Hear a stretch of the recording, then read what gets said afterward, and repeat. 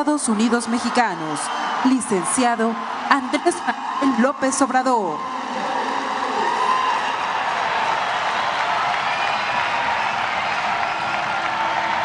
Amigas, amigos,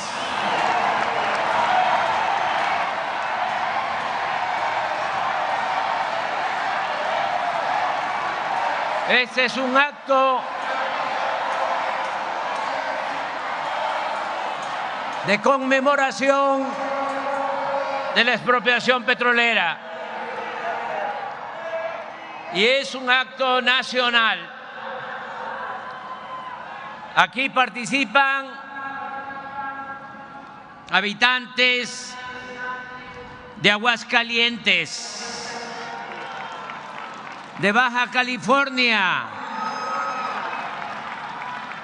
de Baja California Sur, de Campeche,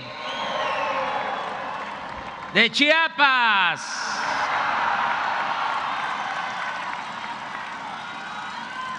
Chihuahua, Ciudad de México,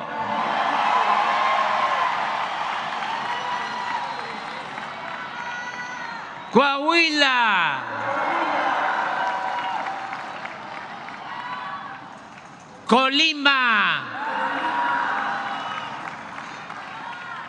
Durango, Estado de México,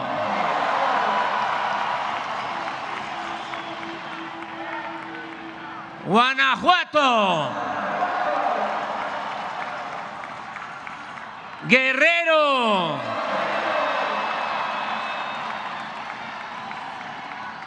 Hidalgo,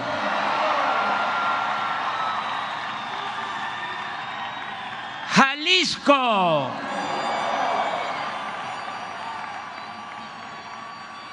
Michoacán,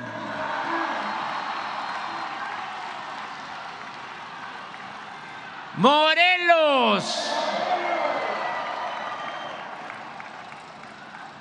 Nayarit,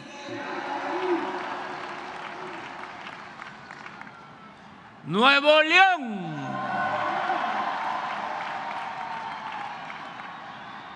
Oaxaca,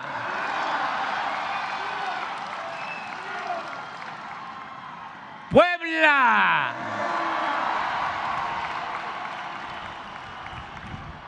Querétaro,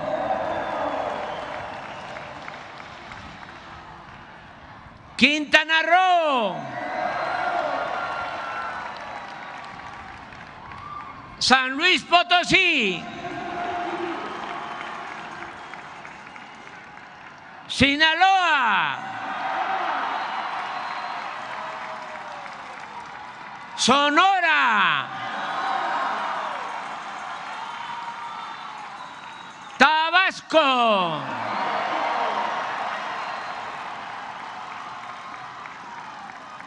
Tamaulipas, Tlaxcala, Veracruz,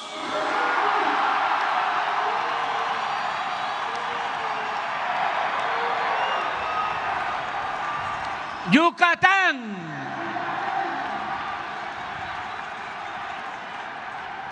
Zacatecas,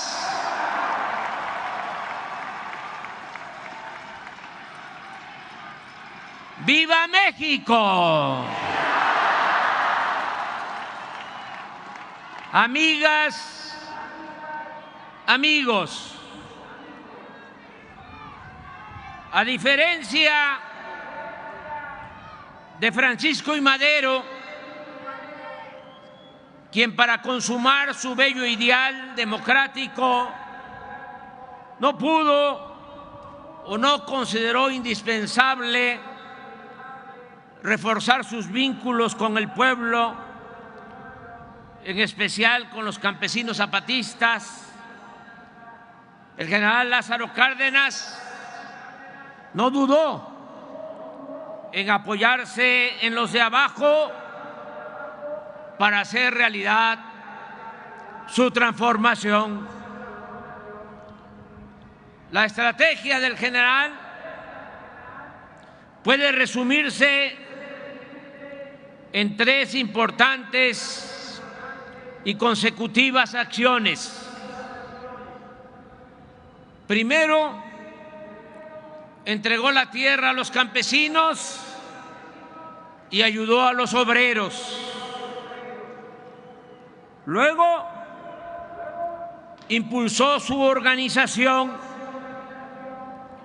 y finalmente, con esa base social, pudo llevar a cabo la expropiación del petróleo y otros bienes de la nación que Porfirio Díaz había entregado a particulares, fundamentalmente a extranjeros. En la estrategia cardenista, lo primero fue la atención a las demandas económicas y sociales de campesinos y obreros.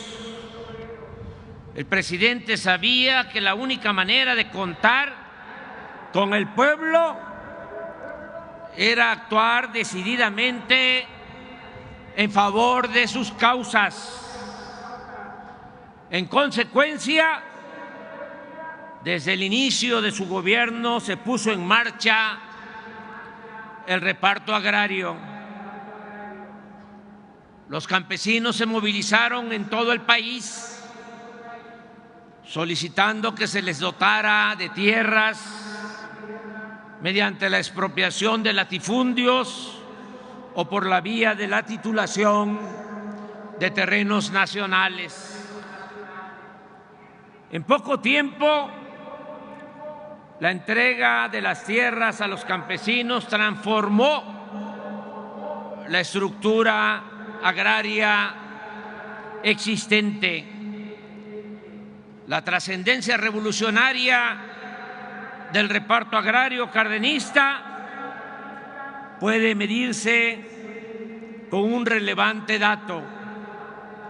En los primeros 3 años de su gobierno se entregaron 9.764.000 hectáreas a 565.216 campesinos, lo que superó con mucho la cantidad de tierras repartidas desde la Revolución.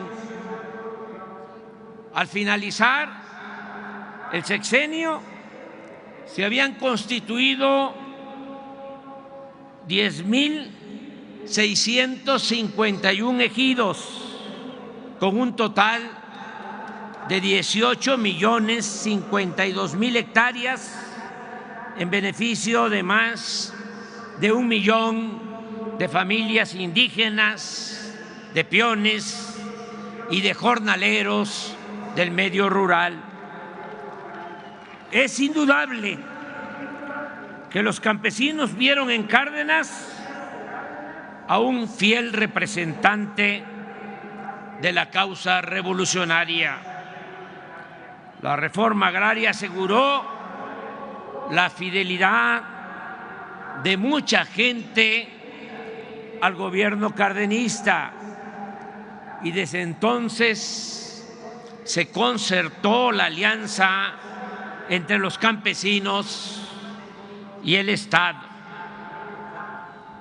Por otra parte, durante el cardenismo, los obreros sintieron garantizados sus derechos laborales. Con estricto apego a la ley, Cárdenas respetó la lucha económica de trabajadores por mejores salarios y por mejores condiciones laborales.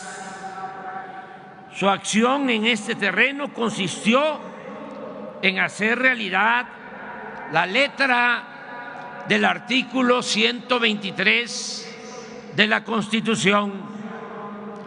Desde el inicio de su gobierno, el movimiento obrero comenzó a desplegar una intensa actividad orientada a conquistar sus reivindicaciones.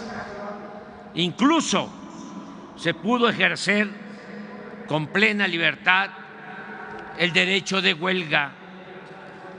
Para mediados del sexenio, campesinos y obreros identificaban a Cárdenas como el defensor de sus intereses. La primera parte de la estrategia cardenista había resultado favorable.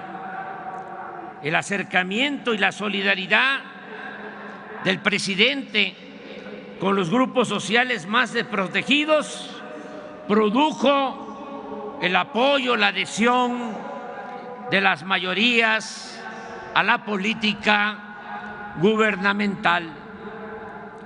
La organización política de obreros y campesinos, como segundo eslabón de la estrategia cardenista, se desarrolló también con intensidad y entusiasmo. Primero, se integraron la mayor parte de los sindicatos nacionales.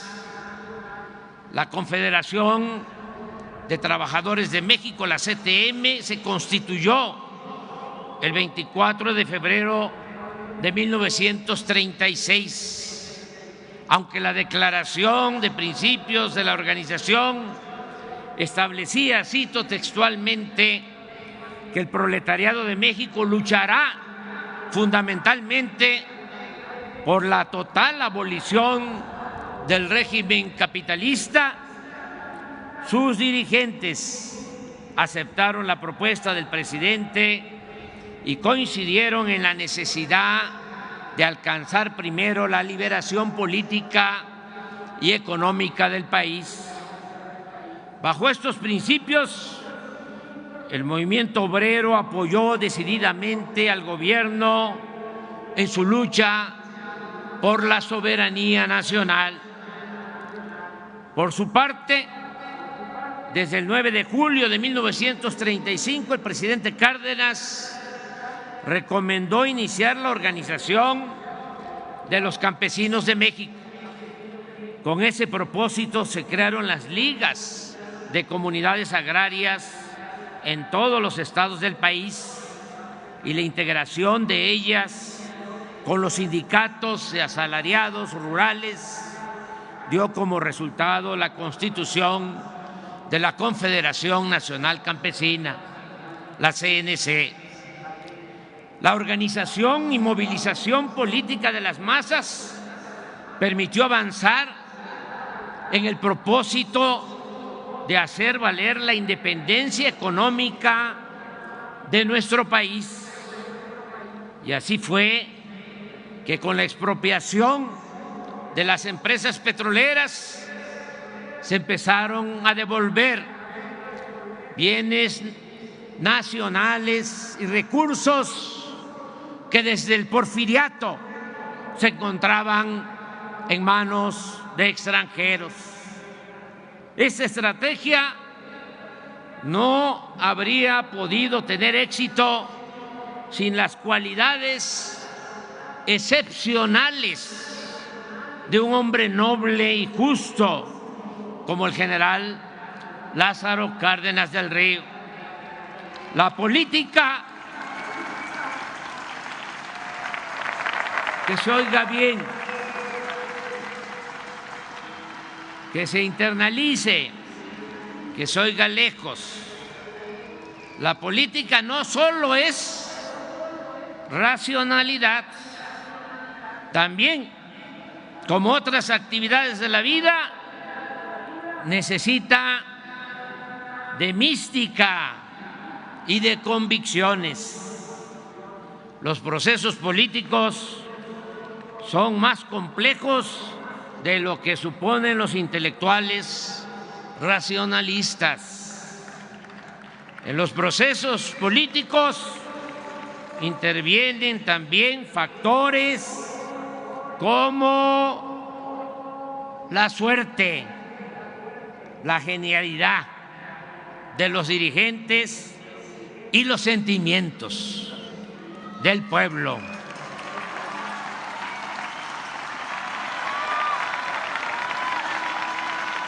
El general Cárdenas, a diferencia de políticos arribistas o de la élite, profesaba un sincero y profundo amor al pueblo.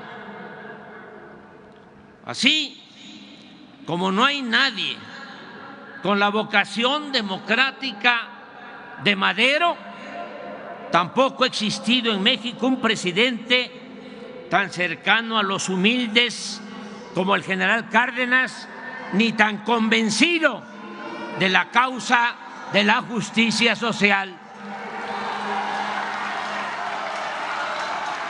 Por ejemplo, ya siendo presidente, ya en el poder, en 1935, escribió en sus apuntes lo siguiente: acabar con las miserias que sufren las gentes está por encima de todos los intereses. Y sostenía: viviendo junto a las necesidades y angustias del pueblo, se encontrará con facilidad el camino para remediarlas, aunque también confesaba con sabias y tristes palabras que había podido conocer el verdadero fondo moral de muchos servidores públicos al observar en sus semblantes el disgusto que les causa la demanda de auxilio o de justicia de las gentes pobres. Entonces pienso más, se lamentaba, en la tragedia interminable de nuestro propio pueblo. Para los jóvenes que quieren dedicarse al noble oficio de la política, lo principal es el amor al pueblo.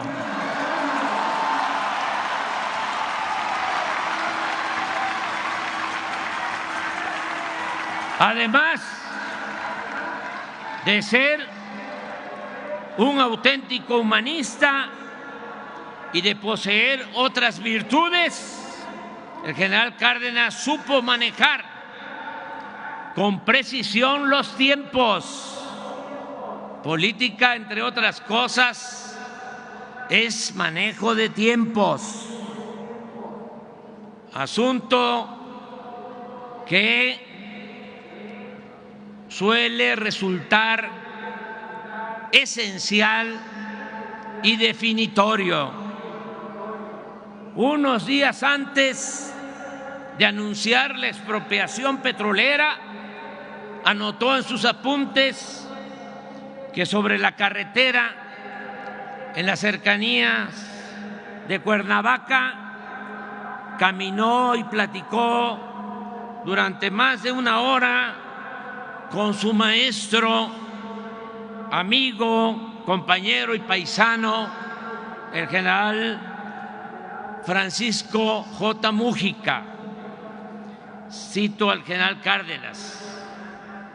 Dice: hicimos consideraciones de las circunstancias que podrían presentarse si gobiernos como los de Inglaterra y Estados Unidos, interesados en respaldar a las empresas petroleras, presionaban al gobierno de México con medidas violentas. Pero tomamos también en cuenta que se presenta ya la amenaza de una nueva guerra mundial con las provocaciones que desarrolla el imperialismo nazifascista, y que esto los detendría de agredir a México en el caso de decretar la expropiación. Entre otras razones, y aprovechando esa circunstancia, el 18 de marzo de 1938 se llevó a cabo la expropiación petrolera. Ese día, a las 8 de la noche, el general Cárdenas comunica a su gabinete sobre esta decisión histórica y 2 horas después da a conocer por radio a toda la nación el paso dado por el gobierno en defensa de su soberanía, reintegrando a su dominio la riqueza petrolera, que según lo escribe el mismo general, el capital imperialista ha venido aprovechando para mantener al país dentro de una situación humillante. El decreto expropiatorio establece en 4 artículos que pasan a formar parte del patrimonio nacional la maquinaria, las instalaciones y otros muebles e inmuebles de las compañías petroleras extranjeras, a las cuales se les pagaría la indemnización de conformidad con el artículo 27 de la Constitución y de la ley en la materia. La expropiación petrolera fue apoyada por la mayoría del pueblo. En las fotos de la época se advierte la presencia mayoritaria de gente humilde, hombres y mujeres indígenas, campesinos, obreros, maestros, empleados e integrantes de la clase media baja. Fue el pueblo raso el que apoyó y cooperó con el gobierno para el pago de las indemnizaciones a las compañías petroleras extranjeras. ¿Cómo olvidar que tantas mujeres pobres donaron para este efecto chivos y guajolotes y se deshicieron hasta de las humildes alhajas que poseían? Por esos días, desde la ciudad de Oakland, California, el trabajador migrante Cástulo Prado compuso la letra y la música del corrido del petróleo y se lo envió al presidente con la instrucción de que el gobierno destinara las posibles regalías de la obra al pago de las indemnizaciones. Una de sus estrofas reza así: Lázaro Cárdenas dice, sereno y despreocupado, al transcurso de 10 años todo quedará pagado. Tengo un pueblo mexicano que no me queda ni duda, desde el más niño al más viejo, todos me ofrecen su ayuda. En la mujer mexicana hay patriotismo y orgullo, se deshace de sus joyas para ofrecerlas al cuño. Además de este masivo y contundente respaldo popular, el gobierno de Cárdenas contaba con otra circunstancia favorable. En ese tiempo gobernaba Estados Unidos Franklin Delano Roosevelt, un gran estadista, uno de los mejores presidentes que ha tenido ese país en toda su historia.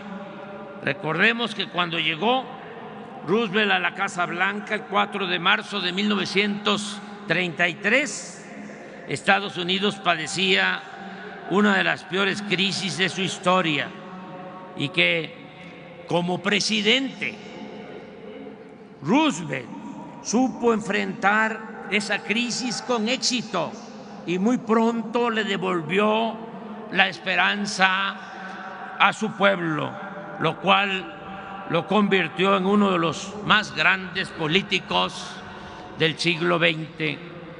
En cuanto a su política exterior, recordemos que en un discurso memorable, que es el antecedente de los principios de la ONU, el 6 de enero de 1941, expuso al mundo 4 libertades fundamentales: el derecho a la libertad de palabra, el derecho a la libertad de culto, el derecho a vivir libres de miseria y el derecho a vivir libre de temor.